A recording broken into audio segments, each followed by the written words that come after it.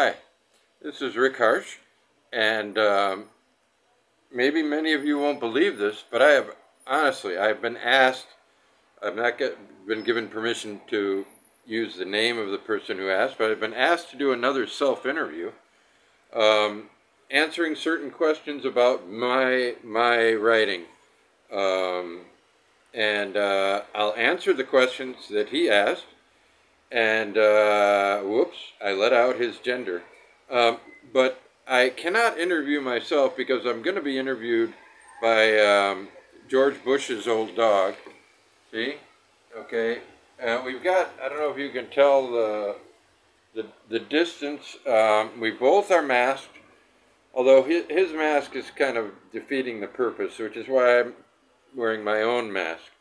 Um, Let me just tell you a little bit about the life of a writer um, who started a publication, a press. Uh, I have to get my own books out, but I don't want to just publish my own books. I want to publish some really good books by other writers. And one of them is someone I didn't know if he was any good, you know. But I know he's a writer. I didn't even know he was published. His name is W.D. Clark. He's a Canadian. And unlike a lot of people, I got nothing against Canadians. I got nothing for Canadians. They're not very nice to their indigenous peoples, but the country I come from was even worse. But anyway, let's get off the political topics and talk about Donald Trump. No, just kidding. So what I want to say is W.D. Clark has a book coming out very soon. He sent me his first two novellas. And it was really funny because they came in a giant book. And, I mean, a big book. The first novella was about 330 pages. And I thought, that's a novella? My God. And, you know, I thought, oh, shit, I got to read this whole thing. And the second one was about 150 or 70 or 200, I don't know. And they were really, really fucking good. And I wish I could remember the name of each of them, but I can't. And they're in the other room. So anyway, he bought a couple books for me, which is a good thing to do now and then, to buy from your own publisher. And his book is coming very soon. Not sure exactly when, but soon, and then we'll have to have the money to print it, and then it'll be out. And I highly recommend it, because based on the first two I read, which were really intelligent and funny. And you know, this is a writer who, you know, with a little bit better luck, just like, you know, like his country mate Jeff Bursey, a writer with better luck has the talent to be one of the great writers of his country and one of the well-known writers of his country and all of that. Well, so W.D. ordered a couple of books, one of them Jeff Bursey's. And I went to the post office, and you got to wear a mask in the post office, and I always do, you know, I'm very good about that. But I had forgotten because I'm 61 years old. And so I went to the post office and I came home. It's not that far. I buzzed the apartment. We live on the 4th floor. My wife threw a mask out the off the balcony. See? And we'll get to you in a minute. Don't just sit there with those mad eyes. Anyway, so she threw it, but it was one of the light ones, you know, and it didn't make it all the way to me. And I was, you know, it's a marriage, so I refused to move. I wanted her to see the consequences of her actions, which were that the mask landed about 2 meters in front of me. And that sure showed her. And then I picked it up and I put it on. I went to the post office, and then I realized that I had forgotten to enter the package into my home computer, which is now one of the steps we must take in 2021. So I came home and I entered it into the email, and they give me, or not the email, into the postal system. Then they give me a number, a code. I put the number on the package. I go back to the post office third time, and luckily this was in my back pocket because I forgot my mask again. And I had taken it off, and it took me about 10 minutes to tie this on because my hair gets in the way, and you know, I don't know.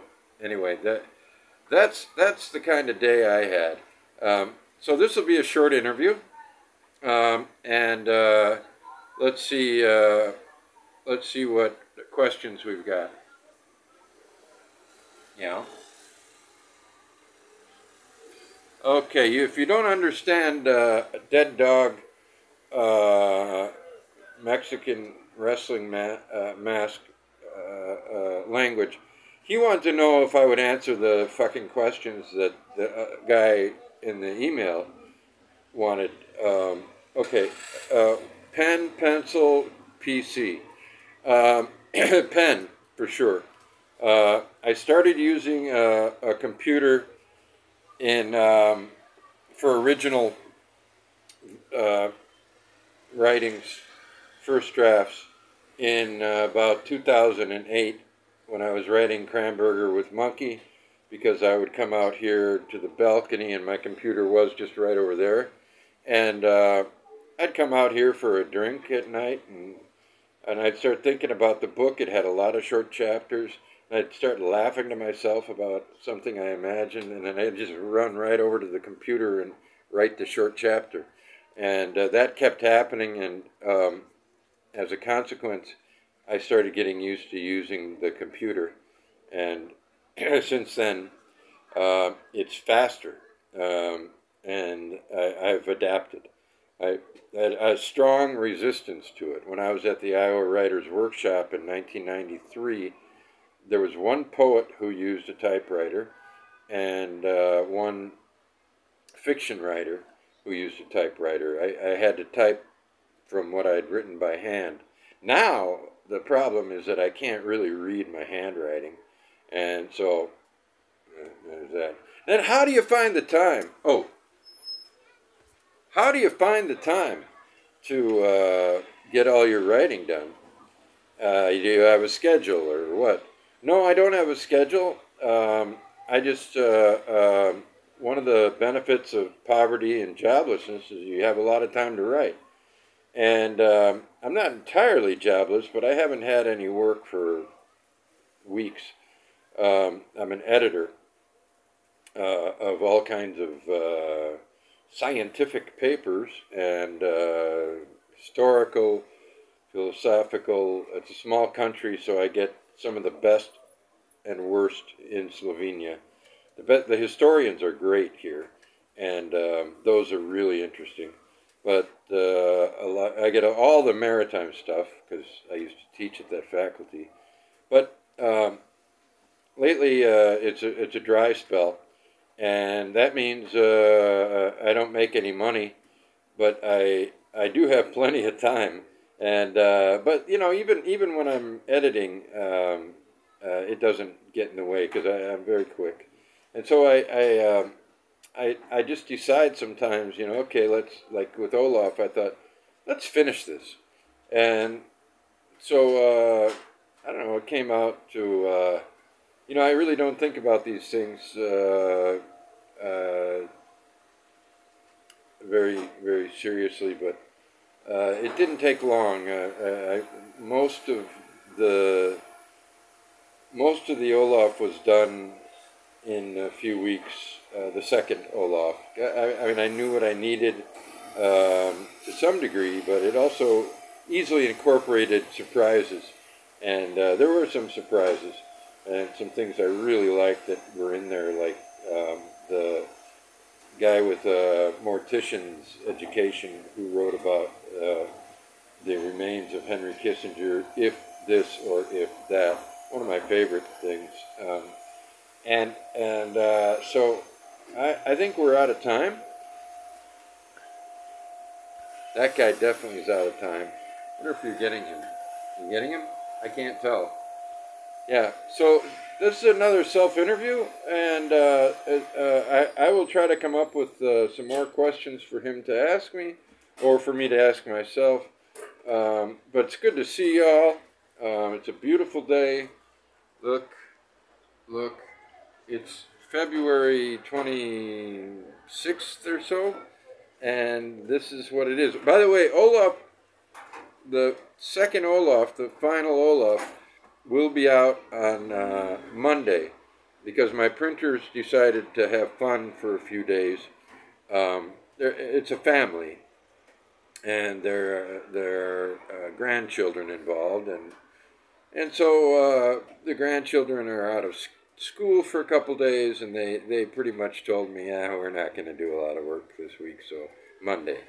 And I thought, oh, great, I mean, when these guys are slow, that means like a week at most, They're very quick, and they're very kind, and they give me good deals, and it's a wonderful situation.